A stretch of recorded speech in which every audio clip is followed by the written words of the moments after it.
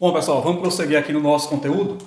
Nós acabamos de comentar aí o conceito de fluxo de calor, como calcular fluxo de calor, e eu só quero fazer uma observaçãozinha aqui que eu esqueci no último vídeo, né?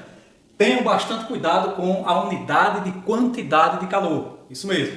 Eu coloquei para vocês a unidade do SI, que é o Joule, mas quando a gente está trabalhando com calorimetria, geralmente aparece a caloria, né? Então tenham bastante cuidado, porque a unidade aqui de quantidade de calor pode ser que apareça em caloria, né? O nosso bom e velho cal, né? Como é que eu faço para transformar a caloria em joule? A gente tem aí, dependendo do livro que nós adotamos, eles usam aproximações aí diferentes, porque o fator de conversão não é um fator exato, é um fator aproximado. Então a gente vai trabalhar com o seguinte fator: cada caloria, uma caloria, será igual a aproximadamente 4,2 joule, né? Então, se a questão te trouxer a quantidade de calor em caloria e te pedir aí o fluxo de calor em watt, lembre que antes você tem que transformar a caloria em joule e o fator de conversão é esse aqui. Para cada caloria você tem aproximadamente 4,2 joule. Tranquilo? Beleza. O tema da aula, transferência de calor. Falamos o que é fluxo de calor, definimos fluxo de calor. Mas tem três coisinhas escritas aqui que eu não comentei sobre elas ainda. Essas três palavrinhas aqui representam para a gente quais são os processos de transferência de calor. São esses três e nenhum outro mais. Nós temos a condução térmica, a convecção térmica e a radiação térmica. Vamos começar falando sobre a condução térmica. Em relação à condução térmica, ele é um processo de transferência de calor que ocorre principalmente nos sólidos. Principalmente nos sólidos. Tenham muito cuidado com o advérbiozinho, né? O advérbio que aparece aqui é principalmente. Eu não estou dizendo que é exclusivamente. Pode acontecer em outras fases da matéria? Pode. Mas principalmente vai acontecer nos sólidos. E vocês vão entender muito bem isso aqui agora. Imagina que nós temos aqui uma barrinha metálica. Deixa eu colocar ela um pouquinho mais acima.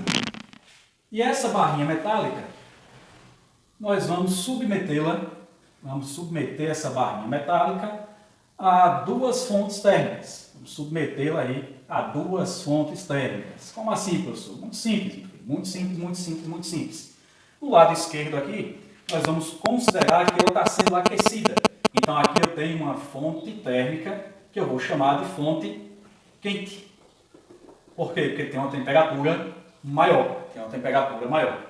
Do outro lado, nós vamos deixar essa barrinha com uma temperaturazinha menor. Nós vamos dizer então que do outro lado nós temos uma fonte fria. Então aqui, por exemplo, eu posso colocar essa barrinha ao fogo. Do outro lado, eu posso colocar essa barrinha, sei lá, dentro do gelo. Então eu terei uma fonte quente e uma fonte fria. Lembrando que essa barrinha é uma barrinha metálica, e os metais são bons condutores de calor, a gente já havia comentado sobre isso. O que é que vai acontecer com a agitação térmica das partículas dos átomos que compõem essa barra? É só pensar um pouco, né? Qual o conceito de temperatura? Vamos lá? Temperatura mede o grau de agitação das partículas de um corpo, não é isso? Exato. Então, se eu tenho esse lado esquerdo da barra submetido a uma fonte quente, ou seja, eu tenho aqui uma temperatura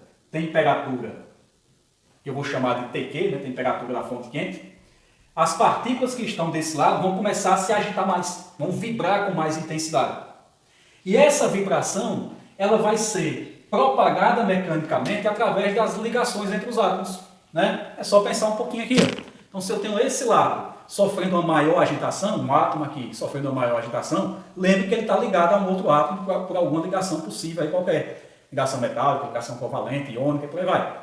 Se esse átomo aqui, eles estão vibrando, mas se o lado direito aqui começa a vibrar mais, automaticamente essa vibração vai ser transmitida para o átomo vizinho devido à ligação química entre eles. Consequentemente, o átomo vizinho vai aumentar também a sua agitação e vai transmitir essa vibração para o átomo subsequente. E isso vai se propagar até o final da barra. Então, nós vamos ter que a agitação molecular vai sendo transmitida gradativamente entre os átomos dessa minha barra.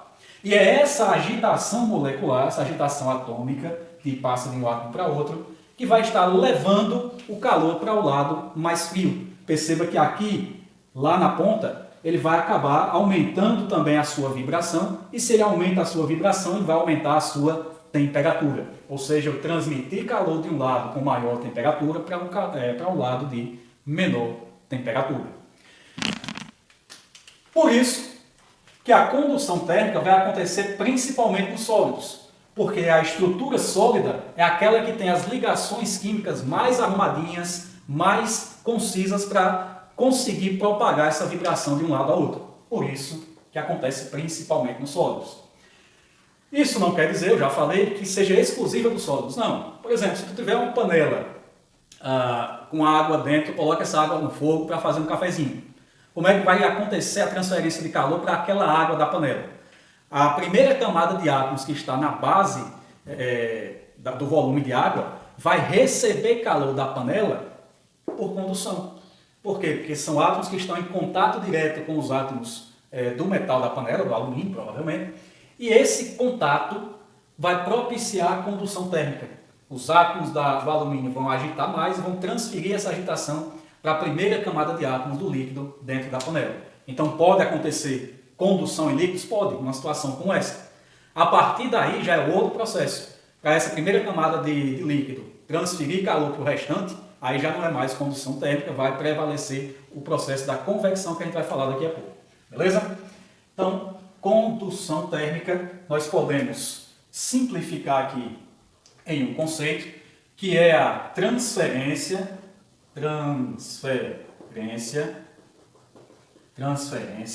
de calor de átomo para átomo, de átomo para átomo, devido à agitação. Lógico que a agitação tem. Tranquilos? Beleza. O interessante sobre esse processo de condução térmica é que a gente consegue fazer uma análise um pouquinho mais aprofundada e concisa daquele conceito anterior do fluxo de calor. Eu esqueci de colocar aqui TF, né? Temperatura da fonte fria. Como assim, professor? Muito simples. Se nós temos aqui uma fonte quente e uma fonte fria em lados opostos, o que é que vai acontecer com o calor no interior dessa barra? Esse calor vai começar a se propagar do lado mais quente para o lado mais frio. Isso a gente já comentou no tema passado. Então aqui nós vamos ter o chamado, como é o nome mesmo? Fluxo de calor. Calor sendo transmitido aí através da barra. Beleza? Se nós formos analisar o fluxo de calor ali, nessa situação, fluxo de calor, nós vamos perceber que existe uma dependência desse fluxo com alguns parâmetros que aparecem aqui nessa barra. Vamos pensar um pouquinho aqui, em relação aqui à diferença de temperatura. A temperatura aqui entre a fonte quente e a fonte fria. O que vocês pensam? O que vocês podem imaginar? O fluxo de calor vai depender ou não dessa diferença de temperatura? Vai. Quanto maior for a diferença de temperatura, maior será o fluxo de calor. Isso quer dizer o quê, professor? Isso quer dizer que o fluxo de calor ele é uma grandeza que é diretamente proporcional à variação da temperatura, ou a diferença de temperatura, melhor dizendo. Olha, aqui é T maiúsculo, então é temperatura, beleza? Temperatura. Então, quanto maior a diferença entre elas, maior será o fluxo de calor, mais energia vai atravessar a barra. Se a gente analisar a geometria da barra,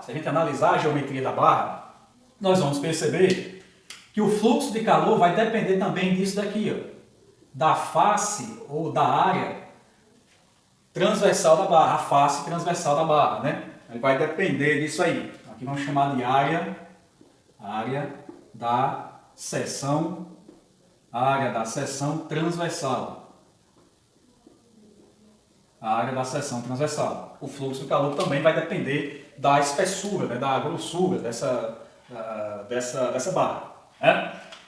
E qual vai ser a dependência aqui? Vamos pensar um pouquinho. Qual seria a menor face possível para essa barra, a menor espessura para essa barra? Um átomo. Então, se eu tivesse uma fila indiana de átomos, isso seria uma barra formada por essa fila de átomos e a face dela seria um átomo só. Então, esse átomo aqui agita mais, que passa a agitação para o vizinho, para o subsequente e por aí vai.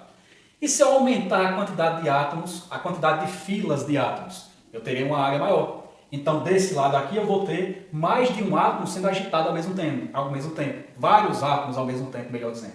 Então, você vai ter vários átomos agitando, que agitam os vizinhos, que agitam os vizinhos, e por aí vai. Então, quanto maior for essa face, quanto maior for essa área da seção transversal, maior será o nosso fluxo de calor.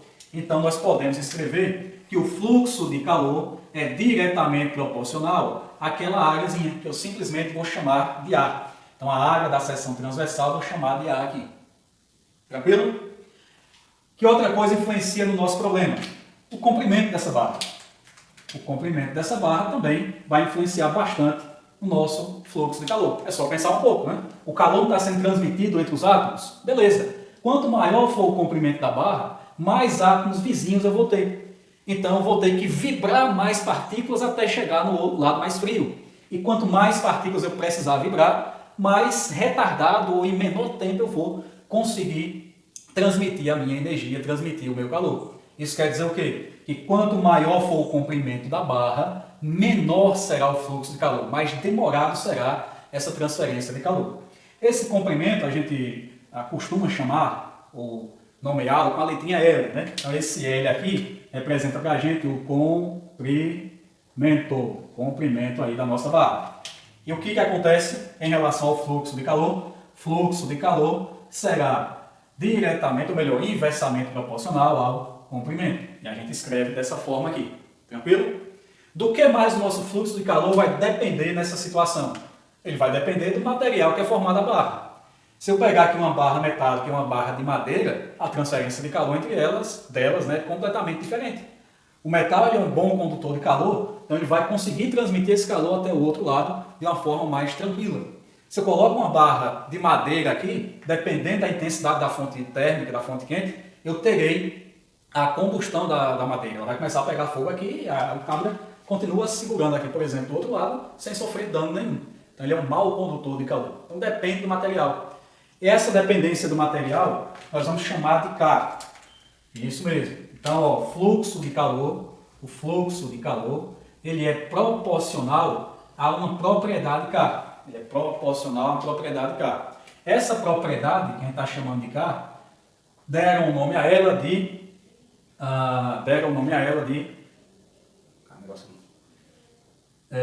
coeficiente de condutibilidade. Coeficiente de condutibilidade. Quanto maior for esse coeficiente, melhor condutor será o meu material, maior será então o fluxo de calor. Então, esses elementos aqui, essas grandezas físicas, elas se relacionam com o fluxo de calor e a partir delas nós podemos montar uma equaçãozinha bem simples de ser aplicada. A partir disso, nós percebemos que o fluxo de calor em um material tipo uma barra metálica, um material sólido, ele pode ser calculado multiplicando alguns fatores. Por quê? Porque nós percebemos que o fluxo de calor é diretamente proporcional ao material da barra, ao coeficiente de condutibilidade. O fluxo de calor ele é diretamente proporcional à área da seção transversal da barra. Quanto maior a área, maior o fluxo de calor.